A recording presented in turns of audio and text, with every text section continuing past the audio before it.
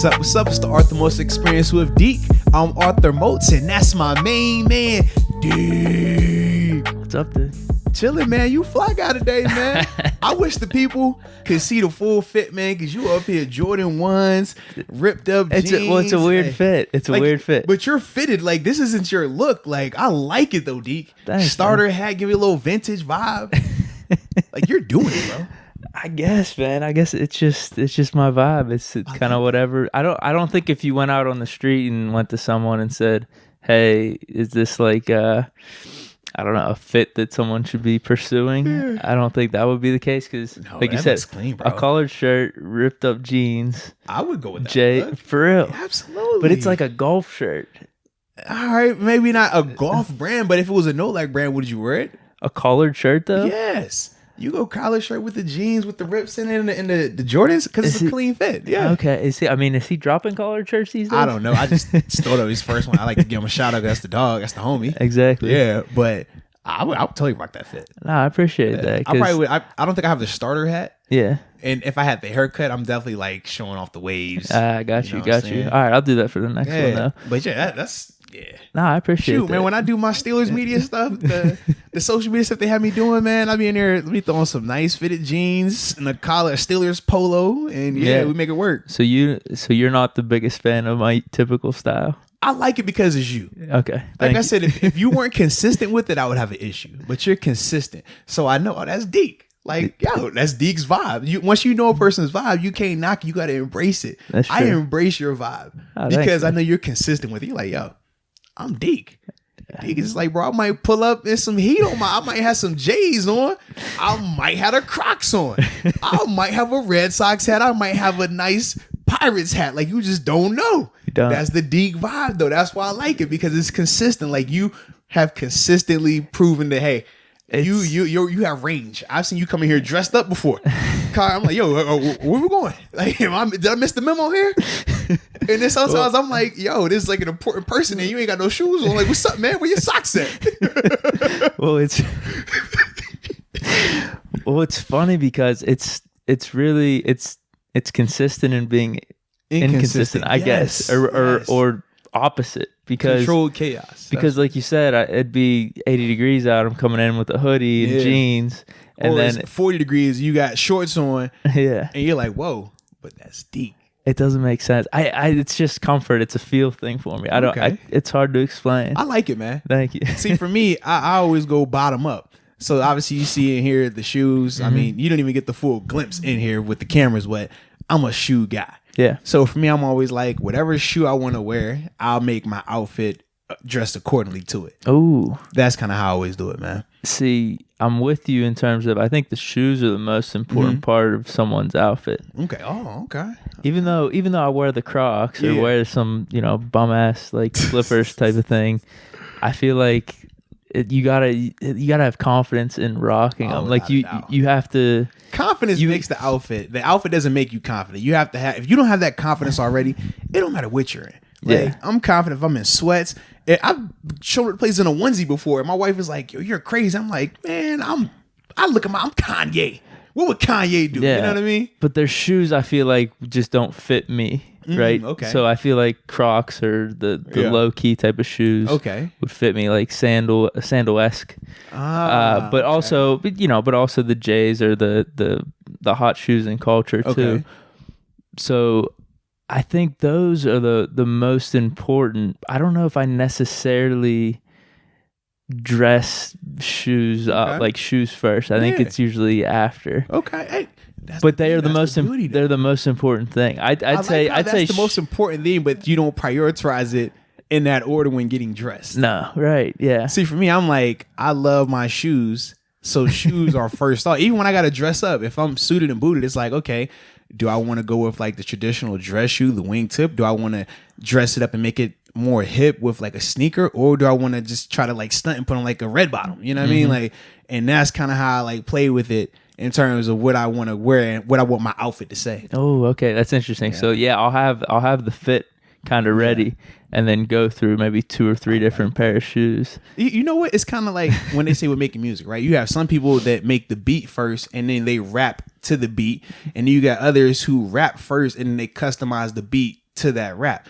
For me, I take the approach of customizing the beat to the rap, like Kanye West. So when I get dressed, I say, you know what? I'm going to get my shoes where I want them, and after that, I'm going to customize the outfit to make it go accordingly. No, definitely. You know what I mean? But do you go shoes, pants, shirt, like in terms of order of importance? That's what I would say. No, because think of it. I'm up in here. Hold on. Well, think of it, because if you got like some bum ass jeans on, it don't matter what shirt you're wearing or shoes. So, well, that's almost saying that the jeans are first, but I would say the shoes over the jeans. But those are the two most important, because you could wear like a raggedy shirt or just any type of shirt, as long as the jeans and the shoes are clean and they mesh together, you're good. I don't know. Can't you just wear a white tee? But if you have a nice pair of jeans that fit, and I look at it like this, like I can wear sweatpants and have on like a nice shirt, and even with these sweatpants, I'm still gonna kill it because the shoes and the shirt go. Yeah, but they're nice pants though. No. If it's just sweatpants aren't. See, I don't. This is where we differ. It goes back to the beginning of the conversation. I see like gym shorts or sweatpants as nice, as long as the brand's there or they fit you. Yeah. Then I would consider them nice. Okay. Yeah, see, I don't really care, man. Shorts, jeans, as long as it's not like super baggy, I'm cool with it, man. It can make it work. And the same with the shirts. Like I can have a designer shirt. I can have a shirt from Target. Like it doesn't matter. But I'm like, yo, I'm always gonna have heat on my feet. That's the one. I think you know what it is you see these days with celebrities. That's how a lot of them will, like I'm just thinking of Bieber in my head. He goes out with the sweat shorts and just kind of whatever, maybe like a flannel or something like that, which is, I guess, a little similar to my style. Okay. But I don't think it's seen as a bum ass look. No, it's not. To older people probably, but to maybe people my age or younger, they're like, oh, that's the style. That's the kind of what the culture is indicating. You disagree though? I do, but you know what? We're gonna get into fashion a lot more. We can get into fashion more, but for me, that's not really how I do. I think Bieber is just, he has his own thing. Kind of like when Kanye, some of the stuff he does is like, he's just his own person right there. I don't think that speaks for the whole culture. Right. And same with Bieber. I don't think that what he wears speaks for the whole culture. Okay. But I mean, obviously they are icons in what they do. Right. So they get talked about. But let's be real. The dad shoes they came out, right? Like you see some of the designer like Balenciaga shoes, like big and bulky, just like look like an old person shoe. The girls are wearing those. Girls and guys wear them. I didn't know guys. Yes, guys wear them. No, yes, absolutely, yes. And the thing is, like, how many times have you seen AB with the shoes on? Those shoes? Yes, those are like high end, like thousands of dollars shoes. I haven't noticed, to be honest with you. Absolutely. I've noticed a bunch of girls wearing like those big ass like clogs. Yeah, absolutely. Yeah, it started out as a guy. Guys wear them, bro. Girls have jumped on it, but it started out predominantly guys wearing that. And they wear them with jeans, sweats, or suits. The all white ones. They have multiple color ones. I'll show you. Okay, you have to show me, because the only ones I'm thinking of are like a Fila, all white. Yeah. So you got the Filas, you have Balenciaga, they make a pair, and Fendi, they make a pair as well.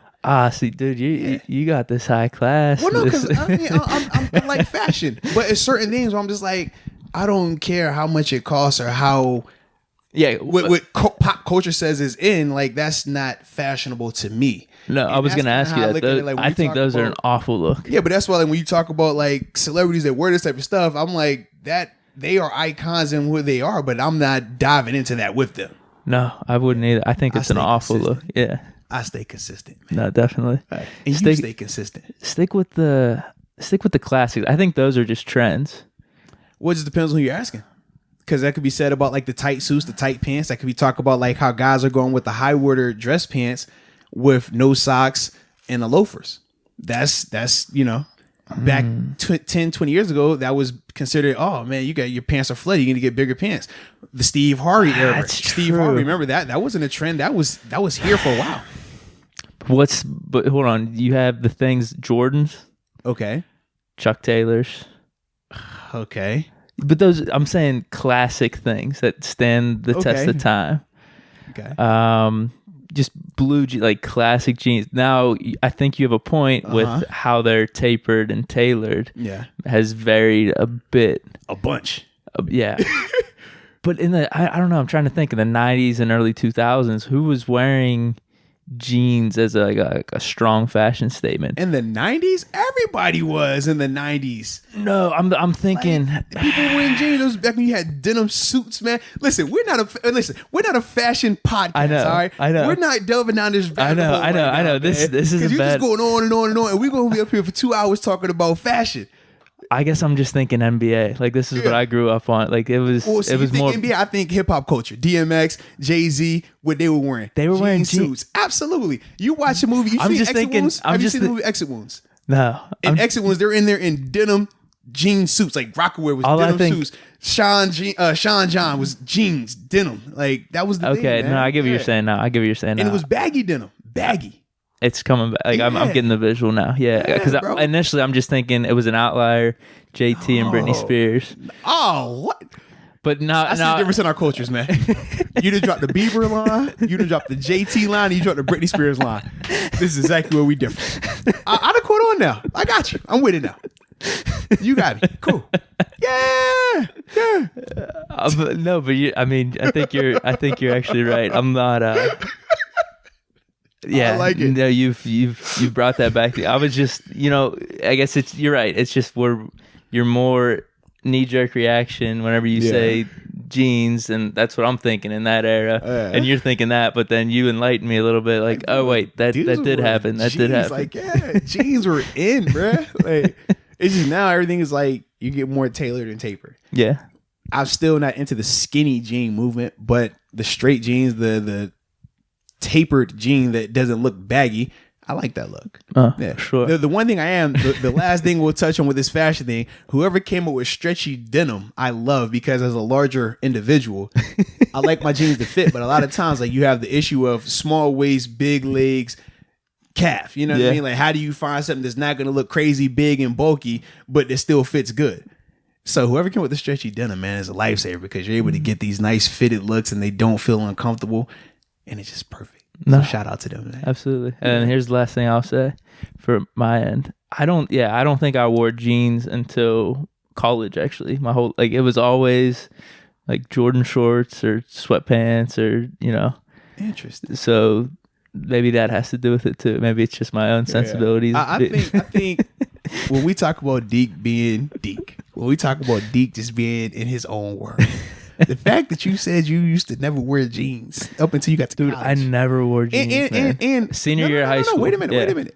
And you're from Pittsburgh. Yeah. That says a lot right there. What do you mean?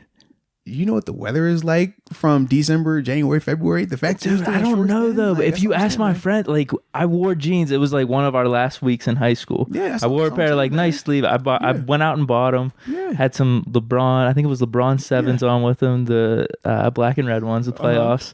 But they were like, bro, what are you doing with jeans? Like I was getting made fun of for wearing jeans. Like it was.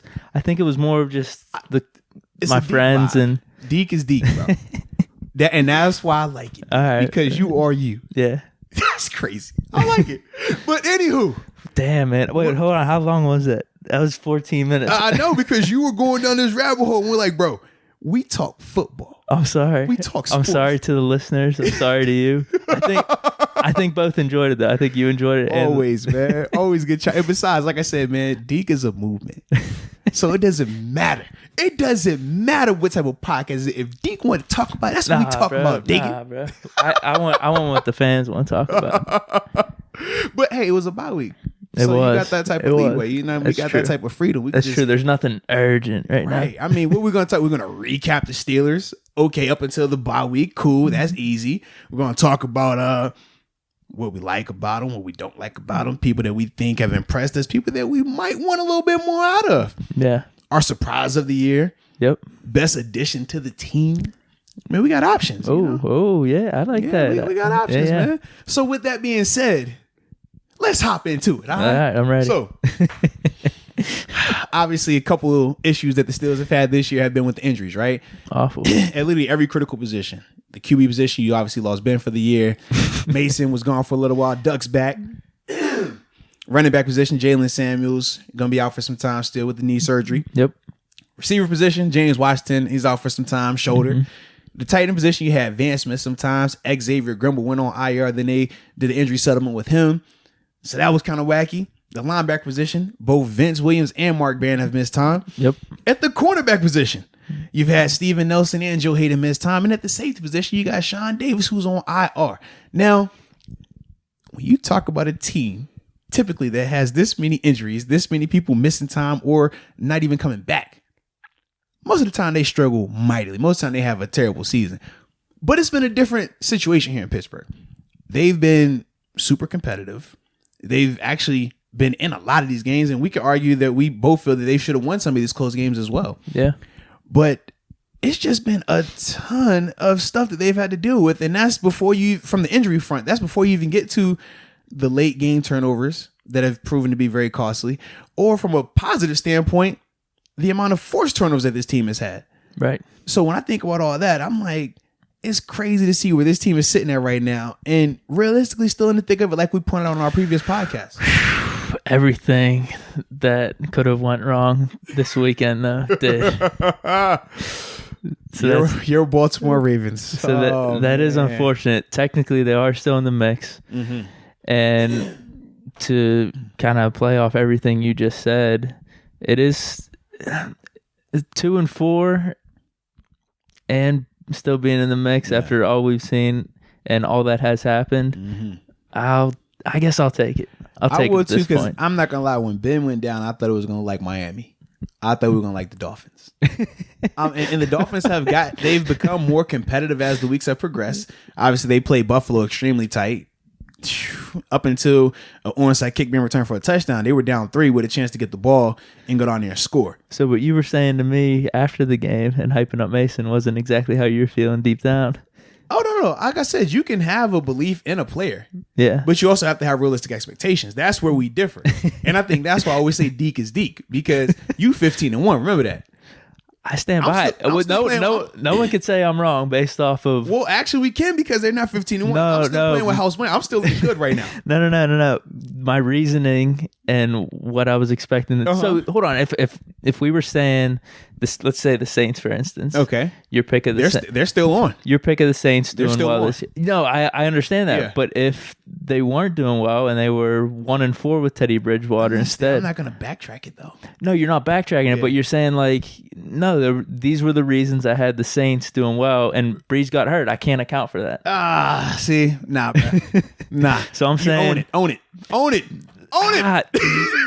No, technically, no one can prove me wrong, because the one loss happened, and then Ben got hurt the next game. So technically, he got hurt during that next game, and we were up. But they lost. The loss goes on his record because he was the starter, was he not? So with that being said, you lost. You got 2 losses. No, you said 15-1. He was up when he. No, they lost. It doesn't matter. Doesn't matter, man. Doesn't matter. You got to play 4 quarters. No, come on. You were playing against Russell Wilson, who has no. Well, hold on. How about in baseball? What do they do in baseball? I don't know baseball. This is a football. I know football. I don't know baseball. In baseball, if a pitcher's playing well, I don't know about the team's up, another player comes in and blows I don't know about that. They give the loss to that player. I don't know about any of that. I play football. I talk about football. I don't care about daggone baseball. I don't either, but it helps my argument. So I want to hear that. Shout out to the Nationals though, because I guess that's close enough to where I'm from. Even though I don't like them. Yeah, I don't want to go down this rabbit hole, but that's nuts. Thank you.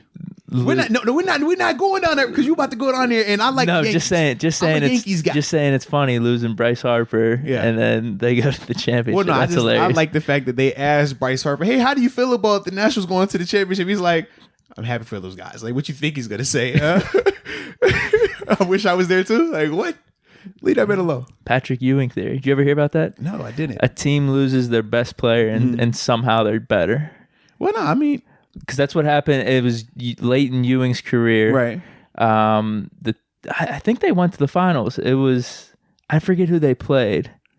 Oh no.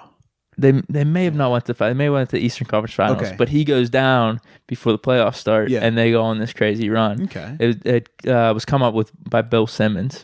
So well, I mean, that's what a lot of people thought was going to happen this year with the Steelers in terms of them losing AB, and obviously they didn't have Le'Veon Bell as well. Right. Figured that addition by subtraction. And in theory, it does work sometimes because you have other guys who are able to emerge and step up, kind of like what we're seeing right now due to all these injuries that this team has had. You've seen guys like a Devin Bush step up due to the fact that he's been forced into action, having to play a lot more. You've seen guys, let me think, from an offensive standpoint, Benny Snell. Addition by subtraction, like him being, I guess, like forced to a larger role this past game versus the Chargers, how he's been able to step up. So I'm not totally off in terms of like believing in that theory, because I do think that is very valuable and viable, and particularly in this situation right here. Well, I remember you talking about it on an off-season Arthur Moats show of talent versus chemistry. Absolutely. There's something to be said for a chemistry that maybe technically sometimes you don't need the best player, and a group just meshes together somehow. Absolutely, man. And it's weird how that works, because in theory, you're like, how you need the talent. But if if it's not cohesive together, if they're not all working together, it doesn't matter. And we've seen that here in Pittsburgh, where the guys that I know I think we got away with it with Lev Bell. And why is that? Because, well, I was just gonna say, I don't think we're getting away with it with another player. Well, see, 8-4. I think regardless, when you talk about your best players, the argument could have been made that throughout all those years, AB was the best player. You didn't lose him until this year. And you saw what it looked like. So even though L. Bell was a great player, even though Ben's a great player, were they the best player on that team? I'd say Ben still, but I know you like, say that, but it's for like me, close. Like, it's the chicken and the egg concept. Like, who do you want to give more credit to? The guy that's catching these passes, making stuff happen, or the guy who's throwing these passes in the tight windows?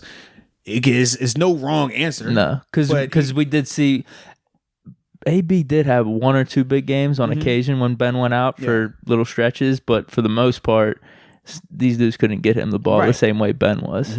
So yeah, it's kind of up in the air. And then we haven't seen the full sample though without AB. So that's the tough part. Hopefully we see next year. Yeah, exactly. Yeah. Or not. Oh man, I know you would hate that a lot. That's what I do know, man. What do you mean? No.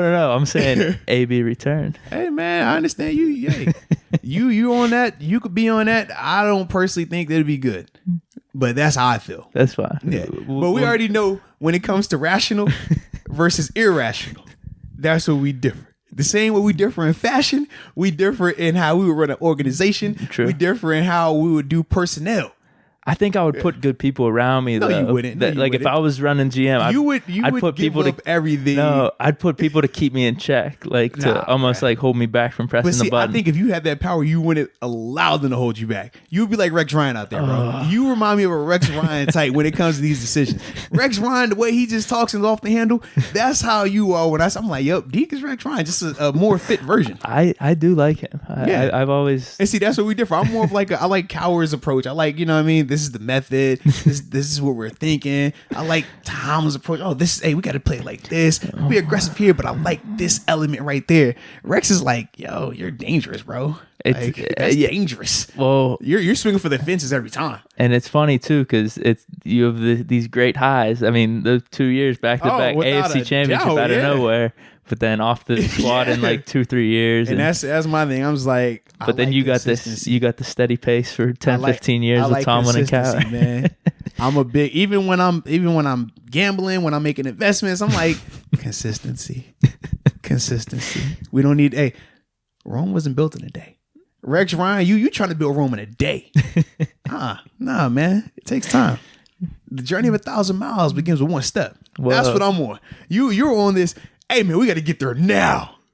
Take some time. Enjoy the process. Trust the process. True.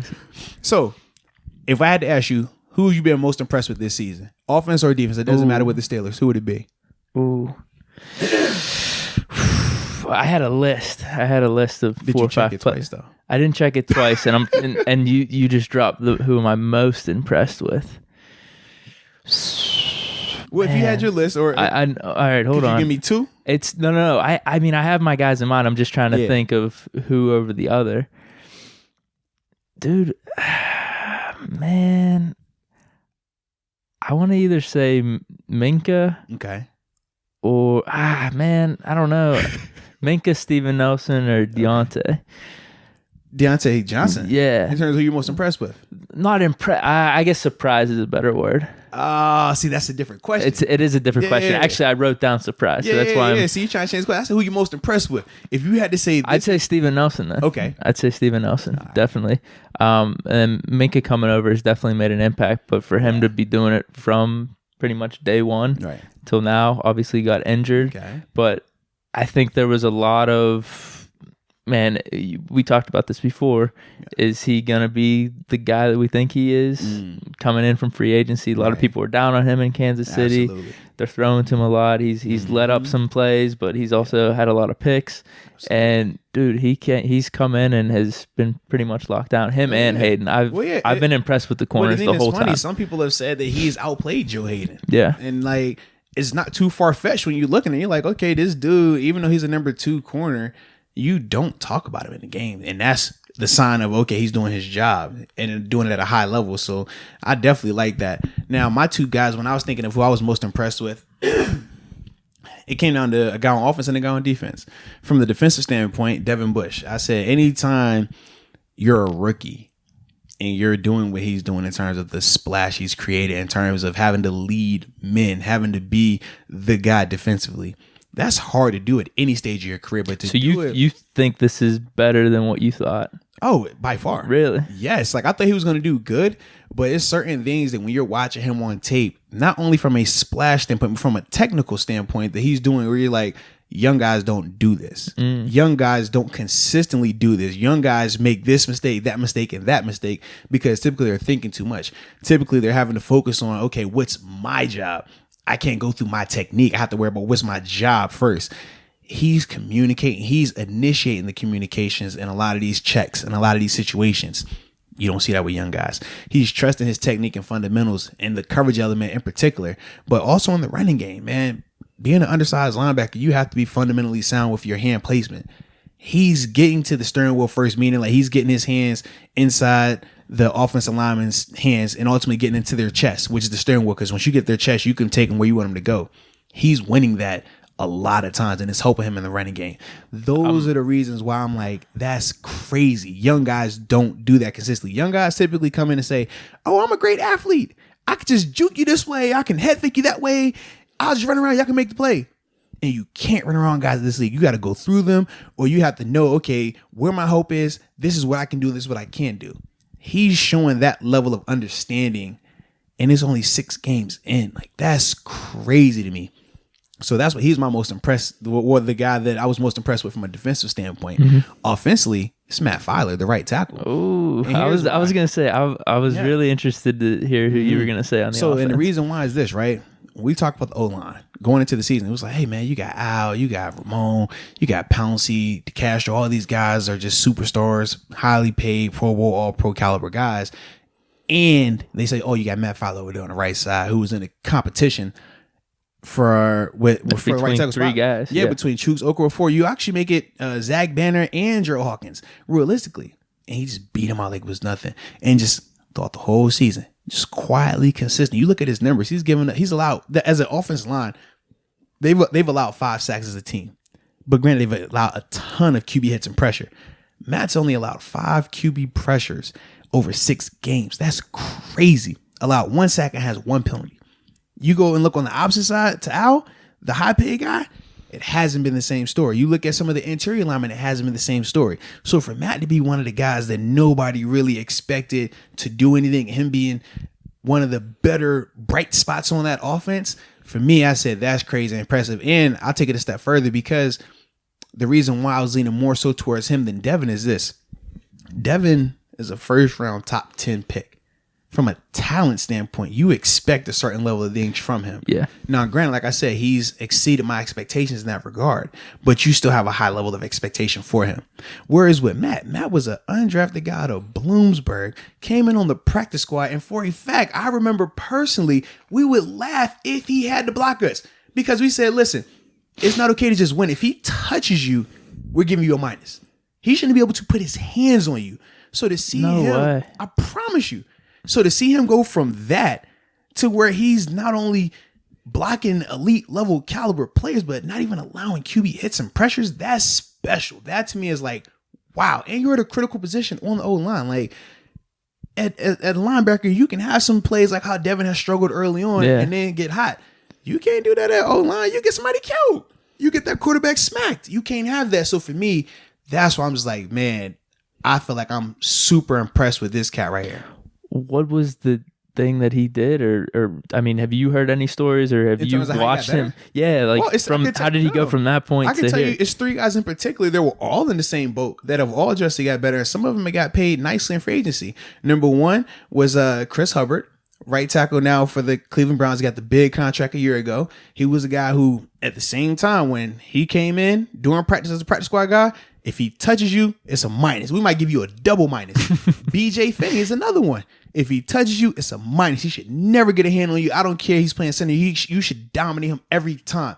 And Matt Filey. But the thing I say is this: with all 3 of those guys, Mike Munchak had those guys focusing on their fundamentals. Had them guys constantly stand after practice late. You would watch them out there, continue to work on things. And the thing I liked about them was this: a lot of times players, especially young players, if they're struggling, they're hesitant to ask for help.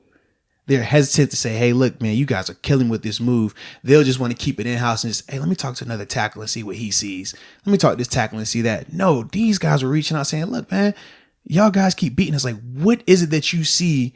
They reach out to the defense. Absolutely, yeah. And like, I've had personal conversations where they're like, yo, what is it that you see that makes this so easy to beat? What is that you see? And you're like, well, look, man, you punch great, but you're leaning forward so heavy that we know all I got to do is swim you and you're going to miss. Or, hey, man, you have a great kick step. You have great footwork, but we know that you're not going to punch to the last second. And so I get into your chest before you have a chance to get your balance and it's over. Or with this guy, say, hey, look, once you snap the ball, you're not getting your head up fast enough. You're not getting that offhand up fast enough. So by the time you're trying to get me, I already got my hands on you and it's over. Those are the type of conversations you would have. And they're like, oh, okay, well, can you stay back and help me? And then from there, that continue to grow. You see him first year sucks. Second year, okay, he's not terrible, but he still sucks. Third year, like, oh shoot, okay, all right, hey, that ain't no easy dub no more. Fourth year, like, all right, okay, hey, I'm confident if he goes out there, he's gonna get the job done, and so on and so on. And that's what you're seeing with these guys. So for me, that's why, like, personally, I'm like, yo, Matt Filer, awesome. The fact that he's grown to this level. That's most impressive. I don't know if you were conscious about what you just said there. I'm interested in it. Every time you brought up a scenario like, okay, you do this well, but you could work on this. Mm-hmm. Did you like consciously uplift or encourage like one part of the person's game and critique the other part? Was that an actual thing, or was you just spitballing there? No. So for me, I always was a believer in, like, if you're going to critique something, praise at the same time, because nobody wants to just constantly be critiqued, right? No, right. If you're just constantly like, yo, you need to work on this, you need to work on that, you need to work on that, it gets overwhelming. So the thing that I would always say is, hey, look, if I'm going to point out some of your negatives, I'm also going to point out what you're doing well. Al was another guy. I'll be like, man, why is this working? You're like, bro, you're tall. You got to get lower or figure out a way to stop a bull rush. And then he develops the trap where you see guys that try to put their arms on him and he swats their hands down. That's another element of it. And he'll help us out. We'll be like, yo, Al, so what are you seeing that, hey, when we're doing this, why are you timing it up so well? He's like, man, the speed rush is what we struggle with right here. If you can get low and bend like that, it's nothing I can do to stop that. So those are the conversations that go back and forth. But everybody like that, the guys who truly want to see others succeed, that truly want the team to be better, we've all had these type of conversations where you'll pick certain things that a guy needs to work on. And then at the same time, you let him know certain things he's doing well. And usually they receive that greatly and they'll give you some feedback as well, because we're all trying to get better. Nobody's going to say that, hey, we're perfect right now, we don't need to get better. It doesn't matter if it's the playoffs. Man, I remember we went to the AFC Championship game. We're doing the wild card round and we're still trying to figure out, hey, what can we do? What about this? What does that work? What does that mean? If I do this, how does that affect you? And then the second we go into Kansas City, hey, well, when you do this, I think that. What do you think when I say this or do that? And just continuing to go on, even with how we align pre-snap. Hey, man, if your feet are flat, we know this. If you have a split stance, but you're peeking in, I know that. Okay, if you're looking all the way out here, I know this. Oh, it's also not just you. If that safety behind you is standing over top of you, I don't care how much you're acting like you're in coverage. I know you're blitzing because he's not going to stand on top of you if he's not covering that guy. Like, all those little nuances go on offensively and defensively, and even in special teams. And that's ultimately how you continue to get guys to grow and develop, like these guys have in terms of Matt Filer, in terms of Chris Hubbard, in terms of BJ Finney, and even Al. That's dope to hear because as a fan, sometimes you're thinking, oh, NFL, it's just like a dog-eat-dog world. No. Like, no, that's cool, man. Like, people are trying to help each other. And like, I tell people it's a weird dynamic because it's like less offense versus defense. Offense and defense, you don't mind helping each other out to an extent because you're always like, I know I got to compete against you in practice and training camp. But at the same time, I know for the greater good of this team, I got to get you ready. You got to get me ready. Now, when it comes to position, though, like linebackers, for example, I always speak because that's what I got the most experience with. It's a weird dynamic when I'm trying to help you. I'm trying to help out Chickle. I'm trying to help you, Bud. Trying to help you, TJ, get you guys to develop. But at the same time, I understand that, hey, you guys are here to replace me. And I've been in that same situation when I was young and I was coming in to replace a guy like Andre Davis, a guy like Reggie Torborg, a guy like Kafika Mitchell. And it's like, okay, they're educating me, but they know deep down, hey, my job is to get you guys out of here. It's a weird dynamic. So as much as you uplift, as much as you teach them, you still understand that it's a competition because everything is being evaluated. And it's magnified more so now because of the social media element of it. Now you can get on Twitter and say, man, that guy sucks. This guy needs to be out there. Even when he's like, man, I'm over here trying to help him get better. But you saying that I'm this because this guy looks young and he's playing well. Like, that's a part of it. So not everybody handles it the right way, though. Some guys, I've seen this as well. They go out there and tell these guys things intentionally wrong. Oh. Intentionally wrong. Even in games like, yo, what's the call? You got to rush. When you know you're supposed to be in coverage, or, hey, yo, what's this call? What's this called? Ball snap. Oh, bro, I ain't even hear you. What'd you say? I've seen that firsthand. It's happened to me once, and after that, I said I will never depend on another player. There you go. But not everybody. Like, it's a lot to remember, and it's a lot to have to put on your plate. But that's a part of it. So you have to always understand, like, unless you trust that guy on that type of level, man, you better make sure you're doing your job, because that's the dynamic, man. And everybody's different. Like, I've seen some guys act shady like that and have success. I've seen other guys act shady like that, and they end up backfiring on themselves anyways. Yeah. Interesting dynamic, man. I guess you got to think long term. And like you said, trust. Like, it's you got to think of, I know you're in the football realm, but think outside of that, right? Because relationships last how long, right? Absolutely. But yeah, dude. All right. So do you want to get into the least impressed player? Well, and I don't want to say is least impressed because that sounds kind of negative, but a person that we've wanted more from. How about that? People that we've wanted more from. Yeah, that's fair. I'll let you go first as your Deke. I got a long list, man. The number one guy, or should we name one or two? I was gonna do two, so you go first. Okay. I'm gonna go with Juju. Okay. Actually, I would say I would say Juju and Connor. Okay. And it's all based off expectations. Absolutely. All based off expectations, because obviously I could just throw out Moncrief out there. But the expectation wasn't the same for Moncrief as it was for Juju and Juju. Right, exactly. And I would say I would actually have Washington over Moncrief because I think a lot of people's expectation with Washington was... I was with you. I was on the Washington train, especially after the training camp. I'm like, I'm watching him doing OTAs like, yo, he looks good. Yo, he's out here eating. Yeah, hasn't been so much during the season. And there's other variables involved in that. There's so many variables, especially with Juju and Connor. The offense has been going through how many different waves of what it's supposed to be looking like. So, I mean, if you look at the raw numbers, like I know we went over Connor's stats last year. He only had like 230 rushing yards. I don't know how many receiving yards he has. So he probably has between 600 all-purpose yards, which isn't bad. And well, it depends on when you say all-purpose yards, it depends on how effective those yards have been. True. And that's where we differ. I know from a fantasy standpoint, it's probably not bad. But in terms of impact yards, it's been bad. Well, yeah, and I was gonna say the same for Juju. Like his stats right now, I don't know where he ranks, but it's probably he's on pace for over 1,000 yards probably right now. Not really. No, it's got to be close. You guys, he had 7 yards last game, right? Yeah, I know, but you got to think he hasn't had a 100-yard receiving game this season. Yeah, I know, but he's averaging close to like, I think it was like 70. Yeah, but that's 70? All you need for 1,000 yards. I think it's mid 60s. If you times that by 16, that's 1,000 yards. But he's not doing that every week. So that's why you can't even. I know you're trying to say to average it out. Oh man, just do it times 16. But that's not what we're getting. I know. I'm just trying to, I guess, lessen the blow a little bit, because they haven't been what we thought they would be. Right. Losing AB and Bo, we're thinking these guys are just gonna step in and be that. Maybe not extremely or all the way to that extent, but pretty much. And it has not been the case. The impact has not been there. You said that. And it's just been a little disappointing. And you're hoping that maybe with Connor, it's just injuries are nagging him a little bit. And and just for both of them, it's been the ways of the offense. Yeah. So quarterbacks in and out. I mean, it's all type of crazy. So so with Mason coming in here against the Dolphins, and hopefully he stays healthy, there can be some type of consistency there. True. I know you're all about consistency. I love the consistency, man. So those are my two, and it's all based off expectations and what you thought they would be in terms of impact. So I like those two, man.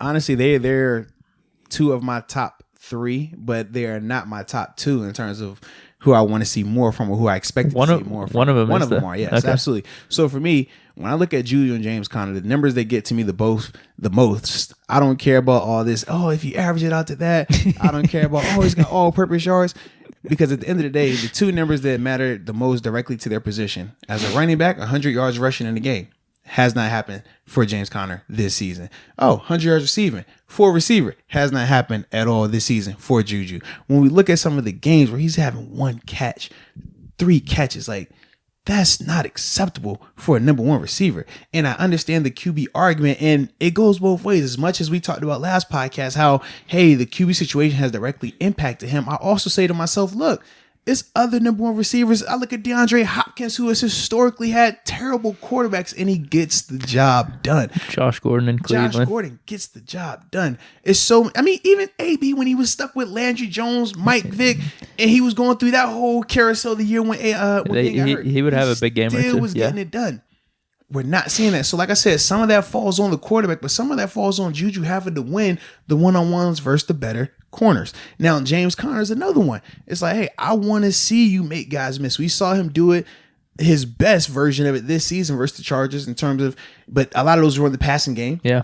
And just him making moves in the open field. But when I look at a guy like Benny Snow who came in, it's like if Benny would have been the sole guy, he would have easily had 100 easily. Yep.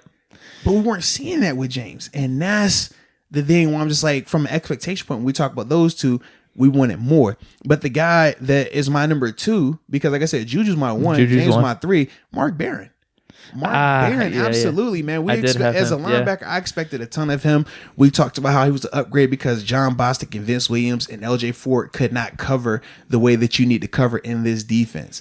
And him having the safety background, him playing in a Super Bowl last year with the Rams, you expected him to come in and play at a high level like that, to be able to cover guys, to be able to alleviate some of the pressure of the defense from a call standpoint. But he struggled mightily this season. We've talked about it. Like, it was a while where you're like, man, I know Devin is struggling, but that's more of like just being knowing what's going on. Whereas Mark is just getting beat. And then after he's getting beat, you're questioning his effort sometimes, the different angles that he's taking. Those were the things for me that I was like, I thought what he could do and understanding his background, he should have done a lot more. But the thing that is going in his favor is this: the emergence of Devin Bush. That might create some better matchups for him. If he's struggling versus tight ends, that might create the matchup where he's going versus running backs. Now, you don't know, but even that, like some of those dudes, it was like the slot receivers and some running backs coming out the backfield. Right. They were just shifty. He wasn't able to keep up with them. So I want to see him step up a lot more in that regard. Although he did have a good Bengals game though. But then everybody had a good game. What are we saying? I mean, did not everybody have a game? That's true. Everybody did. That's all I'm saying, man. I don't fault him for it. I applaud his efforts, but a good point. I don't want to look at that as like the benchmark. Oh, look, he did this. Yeah. That's all I'm saying, man. He missed his opportunity versus the Chargers. He should have hopped in the Chargers game, too. Golly. That's fair. 100%. Oh, man. So what do we got next, then? So let's see. We got to talk about the Ravens a little bit, man. Unfortunately, Lamar Jackson in particular, what he's been looking like, and then also the impacts of the Jalen Ramsey and Marcus Peters being traded, and how they looked, man. Yeah. So you texted me last night, and said, "Dude, I'm starting to believe in the Ravens." It hurt me. I felt like I was sending a dirty word. I just felt like you just sending something that you ain't supposed to send. Like, that's what it felt like when I texted you that. I know, because I was actually over at my neighbor's house watching the second half of the game, and it's funny. I'm like ranting. I'm like, man, these freaking Ravens, like, they're the luckiest squad ever. Russell Wilson threw a pick six that be tied right now. Like, they're just not that good, but they just stay in it somehow, and something fluky happens. You know what they reminded me of? The Seattle Seahawks. I said, this is the exact same way the Seahawks get lucky. And then what really got me was this. I said, when that fourth quarter, Lamar's using his legs to get the job done, right? People were getting, he can't throw the ball. It's just Lamar. I said, that's the exact same thing we see Russell Wilson do every week. Fourth quarter, 6 minutes left in the game. He takes over because he drops back and he's not looking to pass. He's going to run as soon as he sees you in man. If you go to zone, that's when he's throwing the ball. And the reason why Lamar was able to kill Seattle is because Seattle kept saying, we're going to sit in this man so where these receivers aren't running around free. And he just took off every time. And if you sit in zone, now he can throw the ball. Jackson's a better runner than Wilson, too. A far better runner. Yeah. Man, what was it? It was in the fourth quarter, maybe.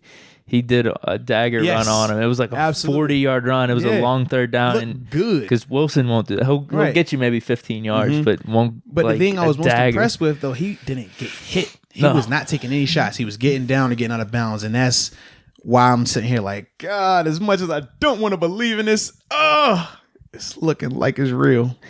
And here's the thing. He's not the passer like RG3 was in the past. But if he could not get hit and they can somehow manage it as a team and coach and player and say, hey, how you feeling right now? Like, I'm good. I can still go. And do it for, 3, 4, 5 years and work on the passing game. Because here's the thing. That third down run that he had for 40 yards or whenever he does escape the pocket, it's about winning the game. Oh, without a doubt. It's about winning that game. So points don't matter. None of that other stuff that the media's talking about. Can he throw the ball? It's hard for the defense to defend. Yeah. And it's helping the team win. Well, so if we're talking this year, this next game coming up, man. I say as a defense, it handcuffs you because you want to play man coverage in certain situations because you can match up the routes better. But you can't play man versus running quarterbacks. It kills you because everybody's back's turned to the quarterback and he takes off. And he's such an elite athlete. The only spy you're going to be able to use is a cornerback or a safety. He's going to make any linebacker look foolish. And then if you play zone so that way you have eyes on him, receiver's just going to sit down in the soft spot of the zone, which is how you beat it. And that's the issue. So it's kind of like pick your poison when it comes to him because he's accurate enough to hit an open guy in the zone. And we saw even and that was even game, with Andrews dropping. Yeah, he had a ton of drops, touchdown drops, like big time third down passes drop, like plenty of passes that were hitting him right where he needed to hit him. So that's the part where I'm just like, and their defense played good without a doubt. I mean, they got 14 points on defense, which was huge. Marcus Peters, the guy we talked about in terms of the impact of him from a trade, I think he helped that defense immediately. I mean, obviously we saw the pick six, but just him being able to come out there and cover the way he was covering, you're just like, all right, dude, like they were missing that. They had Marlon, but the opposite side was up in the air because of the injuries they've dealt with. Right. But he came in there and I was like, God, dog, like, I don't want to like you guys. Y'all playing this type of ball I like. No, definitely. Well, and here's the thing with that trade. Why do you think the Rams jumped the gun there with that? I personally don't. I think... Like, how much better is Ramsey than Peters? 2 first-round picks? I think so. Really? I do, without a doubt. Like, you saw Ramsey match it with Julio. But Peters was worth it for the Ravens. It would have... Yeah, so because... Basically, any team would have... Right, so this is the situation. For the Ravens, their best corner, Jimmy Smith, is out. So, okay... I think Ladarius Webb was another corner. He's out as well. So you're saying, okay, well, who do we have outside of Marlon Humphreys? Nobody was available. They couldn't afford to get a Jalen Ramsey. So you say, okay, I can get Marcus Peters. Let's go with him. Granted, he's not the same Marcus Peters from Kansas City that led the league in picks, but he can get the job done. Now, the issues you have with Marcus Peters are this. He gets real easy in terms of he looks back a ton. It's great for him because he's able to jump routes like he saw in the Seattle game. But a lot of times when he's looking back, not staying connected to receivers, they're able to get separation and get catches on him. Also, mentally, he struggles. He's very weak. You can get in his head. I've seen that firsthand numerous times in our games versus the Chiefs. Then on top of that, you also have to know that, hey, he's not more of a zone type of corner. You know what I mean? He needs to strictly be man. Like, don't talk to him. Just let him go out there and play that. We talked about how the Rams were struggling with the crossing routes and things like that you would see and why they were giving us so many yardage. That's a part of that. Jalen Ramsey is the by and far better complete player. Everybody talks about Jalen from a man standpoint. Jalen can have a ton of success playing zone. You saw that in the Steelers game last year where he's in cover threes and coming off of stuff, making plays on AB in the end zone or making plays across the middle of the field just because he understands and he has the length and the range to get over there and erase a mistake or make a special play. And then everybody knows what he can do from a man standpoint as well. And I'm like, dude, you missed a couple of games. You had the back injury. Then you had the issue where you weren't really trying to go back out there with the Jags. And your first game is versus Julio Jones in Atlanta. And he still held his own. It's like Julio, obviously Julio's going to make plays. Julio makes plays on everybody. But shoot, what Julio ended up with, where while the game was still mattering versus what you've seen Julio do, what he's really capable of, you're like, that's why you give up 2 first-round picks because Julio, he can easily go from 150 to 300, like super quick. But Jalen's the type of guy that's like, yo, I know you can handle that. That's you. Same way we saw him where he goes over AB. AB wins some, but he's going to win some. Like, it's not a wash. It's not a landslide like you typically see. Right.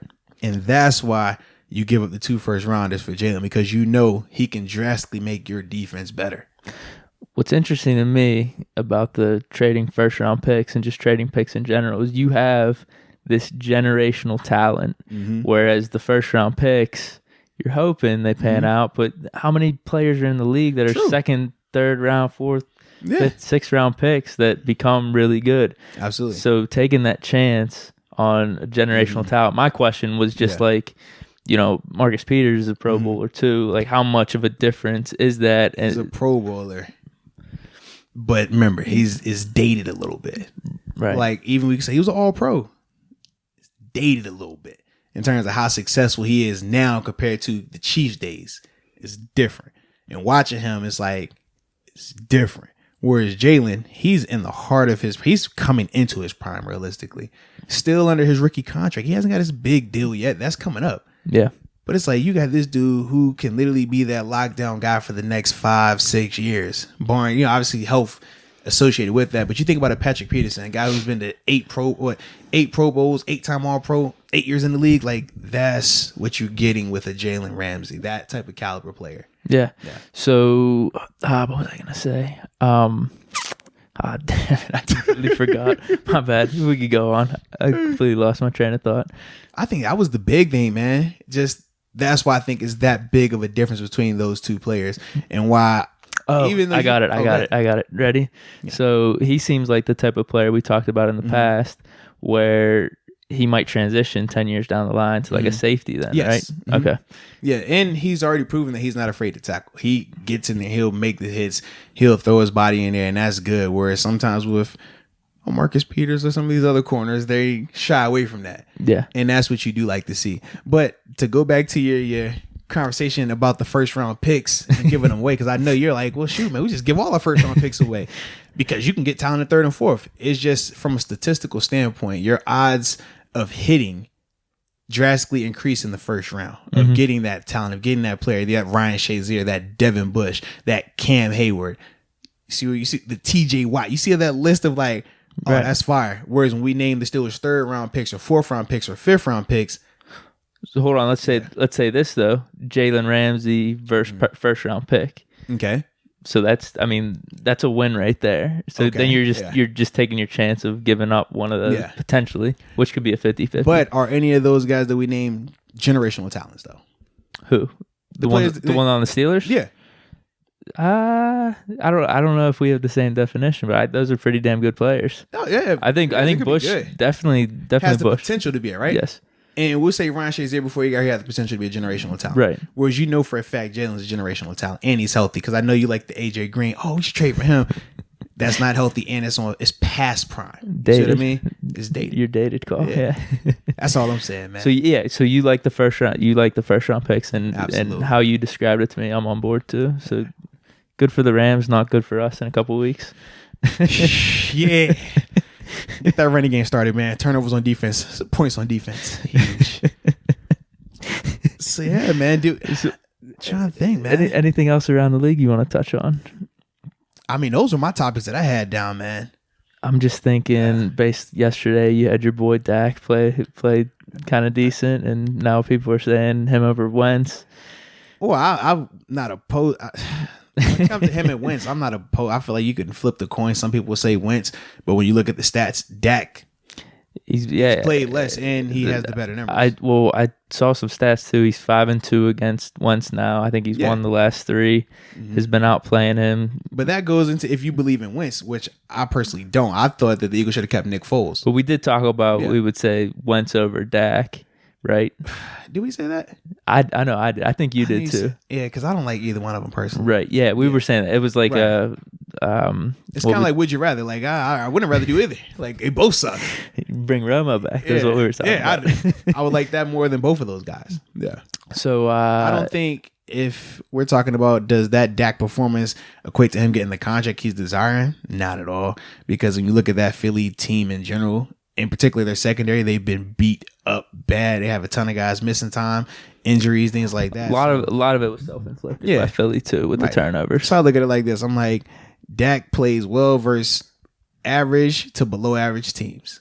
And when you see him versus an above average or a good team, you get the Dak that I see and that I will never unsee until proven otherwise.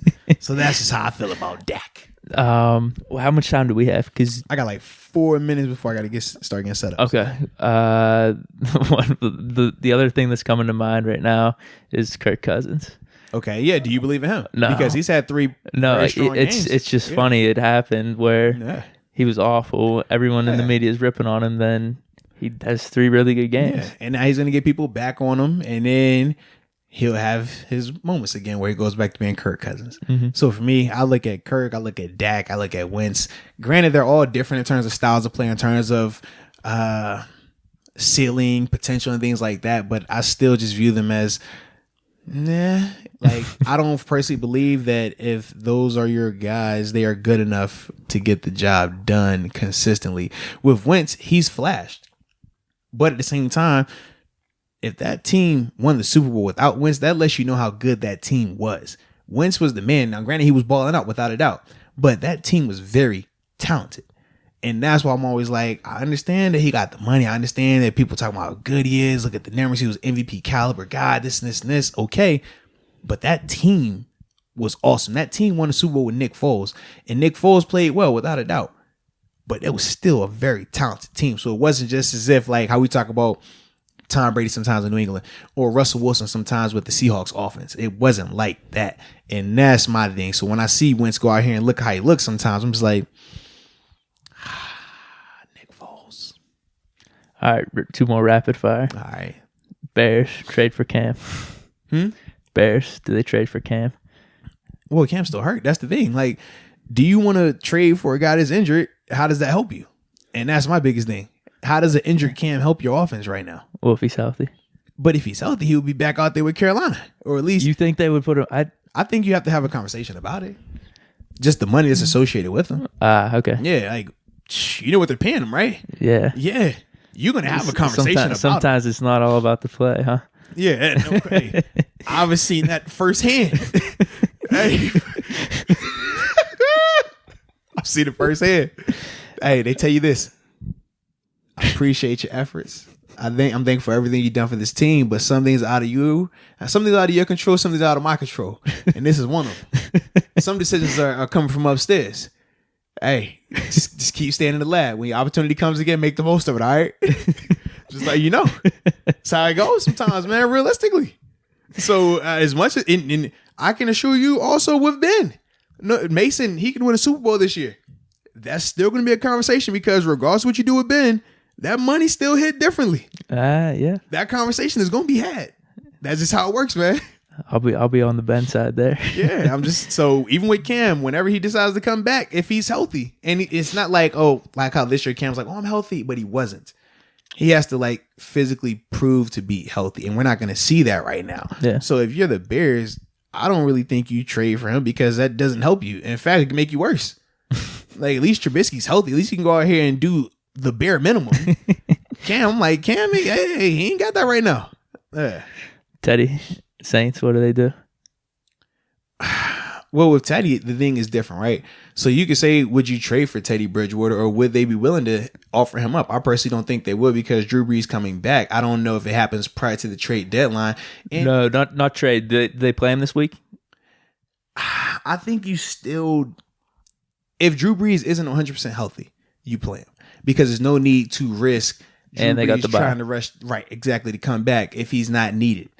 And that's my thing. Like, if his hand is fine, he's 100% healthy, great, put him back out there. But if not, ride with Teddy. It doesn't hurt you if you lose this game. And Teddy's been hot. The team has been hot. So you ride with that. But after that, you always go back to Drew because it's Drew Brees. He's a Hall of Fame quarterback for a reason. When you have Hall of Fame quarterbacks, you treat them differently. When you have MVP quarterbacks like a Cam Newton, you treat them differently. So it's like, as much as we rally around Teddy, I think Teddy is going to have a unique decision when free agency hits. Because he had the opportunity to take a deal to be a starter somewhere else. And he turned it down. He's like, no, I don't want that deal. I'd rather stay here. So I think if the right opportunity presents itself, well, now you're looking at Teddy saying, you know what? Yeah, I like that. I'm going to go there. And I think that's the cool thing. Well, there's a lot of interesting things there because with Breeze, is how long is he going to be around? Does Teddy like the Saints system, the Saints culture? So a lot of things at play there. Absolutely, man. So yeah, dude, you ready to wrap this up? I am, man. It was good. This was fun, bro. Dude, I had a blast. As crazy as it was at the beginning, we got it done. So with that being said, I appreciate y'all for tuning in. We always appreciate y'all. Absolutely. And until next time, peace.